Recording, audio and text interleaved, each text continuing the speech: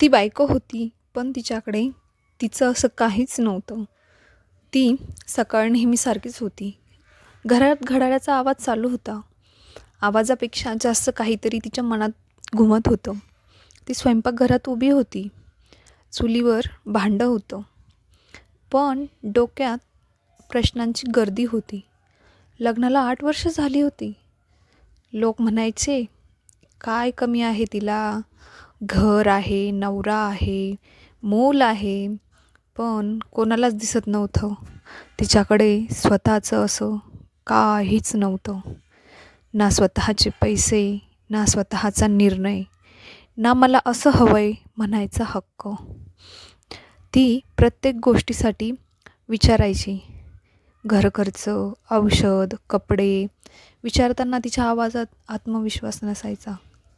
कारण प्रत्येक वेळी एकच उत्तर असायचं, इतकं कशाला लागतं? इतक्यात निभावलं नाही का? ती शांत राहायची, कारण तिला शिकवलं गेलं होतं, चांगली बायको जास्त बोलत नाही. पण शांततेतही एक वेदना असते आणि ती वेदना रोज तिच्या छातीत खोल जात होती.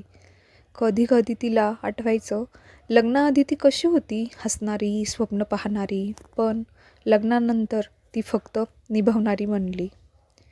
त्या दिवशी तिच्या मुलानं शाळेतून येऊन विचारलं, आई, माझ्या मैत्रिणीची आई कामाला जाते, तू का नाही जात?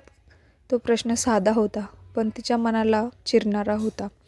तिला उत्तरच सापडलं नाही. त्या रात्री सगळे झोपले, घर शांत झालं आणि तिने पहिल्यांदाच स्वतःशी बोलायला सुरुवात केली. मी खरंच एवढी असहाय्य आहे का? माझं काही अस्तित्वच नाही का? ती मोबाईल उघडायची, यूट्यूबवर कथा ऐकायची. अनोळखी आवाज, पण ओळखीचं दुःख. काही कथा स्त्रियांच्या होत्या, काही संघर्षाच्या, काही नव्यानं उभं राहण्याच्या. आणि प्रत्येक कथेच्या शेवटी तिच्या डोळ्यात पाणी यायचं. एक दिवस तिने ठरवलं, कोणाला सांगितलं नाही, परवानगी मागितली नाही. ती स्वतःचीच गोष्ट सांगणार नव्हती, पण ती अनेक स्त्रियांची गोष्ट सांगणार होती. पहिल्यांदा आवाज रेकॉर्ड करताना तिचा हात थरथरत होता, शब्द अडखळत होते, पण तरीही ती बोलली. पहिला व्हिडिओ अपलोड झाला. 100 व्ह्यूज आले, मग 200 आले. पैसे नाही मिळाले, पण काहीतरी वेगळं मिळालं. तिला लोक कमेंट्स करू लागल्या, अरे, ही तर माझीच गोष्ट आहे, मीही असंच जगते. धन्यवाद, कुणीतरी बोललो. त्या रात्री तिला झोप लागली, कारण पहिल्यांदा तिनं स्वतःसाठी काहीतरी केलं होतं. हळूहळू व्हिडिओ वाढू लागले, लोक ऐकू लागले आणि एक दिवस पहिल्यांदा तिला स्वतःचे पैसे मिळाले.